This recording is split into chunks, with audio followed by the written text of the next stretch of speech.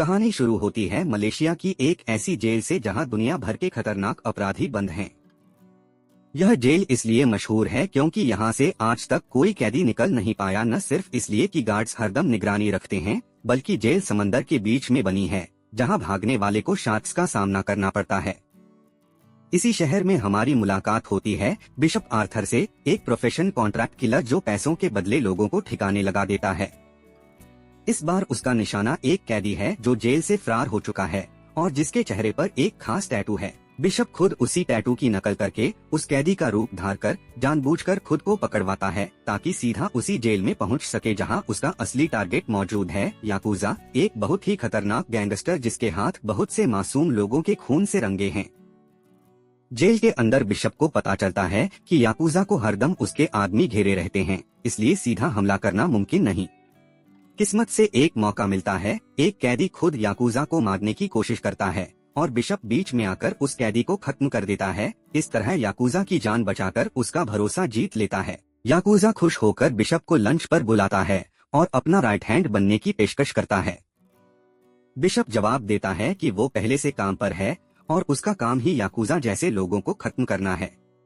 यही कहकर वो याकूजा का गला दबाकर उसे मार देता है और लाश को इस तरह बिठा देता है कि गार्ड्स को लगे वो ध्यान प्रार्थना में मग्न है।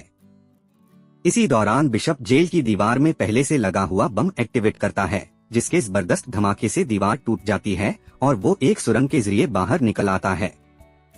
शार्क्स से बचने के लिए वो अपने शरीर पर खास दवा लगाता है और समंदर में छलांग लगाकर दुनिया की सबसे महफूज जेल से फरार हो जाता है। इसके बाद बिशप ब्राजील पहुंचता है, जहां एक नई पहचान के साथ किसी कश्ती में रहना शुरू करता है। वहां उसकी मुलाकात एक लड़की से होती है जो खुद को कॉन्ट्रैक्ट किलर बताती है और उसे एक नए काम की पेशकश करती है, 2 लोगों को मारने का। बिशप मना कर देता है, लेकिन जल्द ही उसे एहसास होता है कि वो लड़की अकेली नहीं आई, उसके साथ कई आदमी भी मौजूद हैं। बिशप तुरंत हरकत में आता है और उन सबको एक एक करके खत्म कर देता है।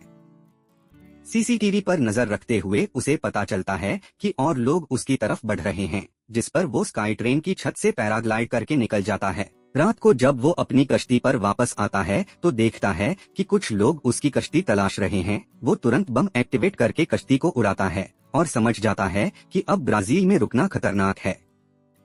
वो एक पोर्ट पर जाता है जहां पहले से छुपाया गया एक बैग निकालता है जिसमें हथियार, पैसे और नकली पासपोर्ट मौजूद हैं। अपना पुराना पासपोर्ट जलाकर थाईलैंड रवाना हो जाता है। थाईलैंड में उसकी मुलाकात मलिका नाम की एक होटल मालकिन से होती है जो उसे पहचान लेती है और कमरा दे देती है। वहां बिशप उस लड़की के बारे में तफ्तीश करता है और पता चलता है कि वो भी एक कॉन्ट्रैक्ट किलर है जो क्रेन नाम के आदमी के लिए काम करती है। उसी रात बिशप जीना नाम की उस लड़की की जान बचाता है, लेकिन अगले दिन क्रेन के आदमी धोखे से पुलिस बनकर आते हैं और जीना को बंदी बना लेते हैं। बिशप खुद को उनके हवाले कर देता है। क्रेन उसे डील देता है, जीना की आजादी के बदले बिशप को 2 खास लोगों को मारना होगा। मजबूरी में बिशप इस डील को कबूल कर लेता है। पहला टारगेट है कॉक, एक अमीर बिजनेसमैन जो गलत तरीकों से दौलत कमाता है, जिसमें लड़कियों की गैरकानूनी तिजारत भी शामिल है। ऑस्ट्रेलिया में रहने वाले कॉक का एक लग्जरी पेंट हाउस है जिसमें एक स्विमिंग पूल बिल्डिंग से बाहर की तरफ निकला हुआ है, जहां वो अक्सर तैराकी करता है। बिशप एक बिजनेसमैन का भेष बदलकर बिल्डिंग मैनेजर से मिलता है और एक खाली अपार्टमेंट खरीदने के बहाने अंदर का जायजा लेता है। चाबी की कॉपी बनाकर वो एक दिन क्लीनर बनकर बिल्डिंग में दाखिल होता है, खाली अपार्टमेंट के शीशे को खोलकर बाहर से ऊपर चढ़ता है और पूल के नीचे पहुंचकर ड्रिल से छोटे सुराख करके एक खास केमिकल डालता है जो शीशे को कमजोर कर देता है। कुछ देर बाद कॉक जब तैरने के लिए पूल में उतरता है और उसी जगह पर पहुंचता है जहां ड्रिल हुई थी, तो शीशे पर भरोसा टूट जाता है और वो सैकड़ों फीट नीचे गिरकर मर जाता है। न्यूज में यह खबर कॉक की हादसाती मौत की तरह दिखाई जाती है, जिससे क्रेन खुश हो जाता है। मिशन मुकम्मल होने पर बिशप की जीना से वीडियो कॉल होती है, जिस दौरान जीना इशारे से बताती है कि खिड़की के बाहर एक नंबर लिखा हुआ है। बिशप उस नंबर से कश्ती की लोकेशन मालूम कर लेता है और अगले दिन हेलीकॉप्टर से उड़ता है। रास्ते में ही छलांग लगाकर जीना की कश्ती तक पहुंचता है। वहां वो तमाम गार्ड्स को खत्म कर देता है, लेकिन क्रेन को पहले से अंदाजा था कि बिशप यहां जरूर आएगा, इसलिए वो भी वहां पहले से मौजूद होता है और बिशप को कैद कर लेता है। क्रेन उसे 24 घंटे का वक्त देता है अपना दूसरा टारगेट खत्म करने के लिए। दूसरा टारगेट है मैक्स, एक हथियारों का सौदागर जो पहाड़ पर बने अपने घर में भारी सिक्योरिटी के साथ रहता है। बिशप पहले स्नाइपर से एक गार्ड को जख्मी करता है ताकि इलाज के लिए हेलीकॉप्टर बुलाया जाए। इसी हेलीकॉप्टर के जरिए वो खुद मैक्स के घर तक पहुंच जाता है। वहां जैमर लगाकर वो सारे कैमरे बंद कर देता है, जिससे गार्ड्स अलर्ट हो जाते हैं। एक एक करके बिशप कई गार्ड्स को खत्म करता है। गार्ड्स मैक्स को घबराकर सिक्योर रूम में भेजते हैं, जहां बिशप पहले से मुनज्जम बैठा होता है। मैक्स डरकर अपनी मौत की दुआ करता है, लेकिन बिशप उसे बताता है कि वो मारने नहीं बल्कि एक प्लान के तहत आया है। बिशप मैक्स को पूरी सच्चाई बताता है कि उन्हें मिलकर मैक्स की मौत का नाटक रचना होगा, ताकि क्रेन अपने गार्ड्स मैक्स के अड्डे भेज दे और बिशप वहां क्रेन को खत्म कर सके। मैक्स राजी हो जाता है और एक नकली धमाके से उसकी मौत की खबर फैला दी जाती है।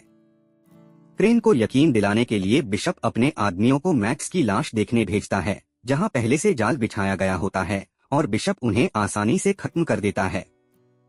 इसके बाद वो सीधा क्रेन की कश्ती पर पहुंचता है। क्रेन अपनी कश्ती में लगा बम एक्टिवेट कर देता है, जो चंद ही पलों में फटने वाला होता है। बिशप जीना को एक महफूज टैंक में छुपाकर खुद क्रेन से लड़ता है। कुछ देर की लड़ाई के बाद बिशप क्रेन को काबू कर लेता है, लेकिन उसी वक्त कश्ती में जबरदस्त धमाका होता है। बिशप तुरंत एक इमरजेंसी टैंक में पनाह लेता है, जबकि कश्ती के टुकड़े टुकड़े हो जाते हैं। फिल्म के आखिर में जीना, जो समझती है कि बिशप इस धमाके में मारा गया, अचानक पलटकर देखती है कि बिशप उसके सामने जिंदा खड़ा है। अगर आपको ये वीडियो पसंद आया हो तो चैनल को सब्सक्राइब करना ना भूलें, वीडियो को लाइक करें और